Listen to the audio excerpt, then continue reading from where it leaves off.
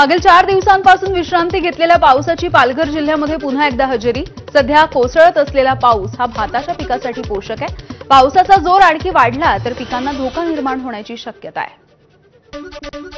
पाऊस ओसरलेला असला तरी सुद्धा पैनगंगा नदी अद्यापही खवळलेली दिसतेय। नदीला अद्यापही पूरसदृश्य पाणी। सहस्त्रकुंड धबधब्यावरची ही दृश्य। नंदुरबारला हवामान खात्याचा 4 आणि 5 तारखेला ऑरेंज अलर्ट। पावसाचा जोर वाढल्यामुळे नदी नाल्यांच्या पाण्याच्या पातळीमध्ये आणखी वाढ होण्याची शक्यता आहे। बुलडाणा जिल्ह्यामध्ये मागील काही दिवसांपासून सुरू असलेल्या संततधार पावसामुळे सोयाबीन पीक सध्या धोक्यात आलंय। अनेक ठिकाणी शेतांमध्ये पाणी साचल्यामुळे सोयाबीनची वाढ खुंटली आहे। त्यामुळे उत्पन्न कमी होण्याची शक्यता।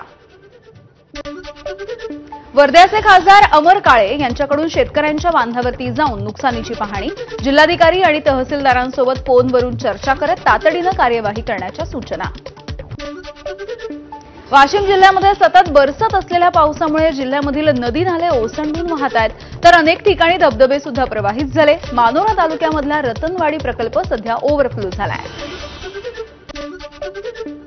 सिडकोच्या 5,000 कोटींच्या जमीन घोटाळ्याची उच्चाधिकार समितीकडून दखल। मुख्य सचिवांना पत्र लिहून चौकशीचे निर्देश। आमदार रोहित पवार यांची एक्स पोस्ट करत माहिती। पोस्टमध्ये सामाजिक न्याय मंत्री संजय शिरसाट यांना टोला।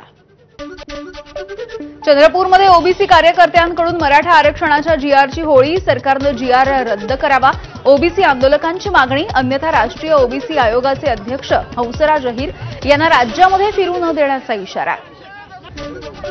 मुंबईच्या दहिसर पूर्वेमधल्या ऑर्किड प्लाझाच्या 3ऱ्या मजल्यावरच्या फ्लॅटमध्ये अचानकपणे आग लागली आहे। दुर्घटनेमध्ये एका महिलेला श्वसनाचा त्रास झाला।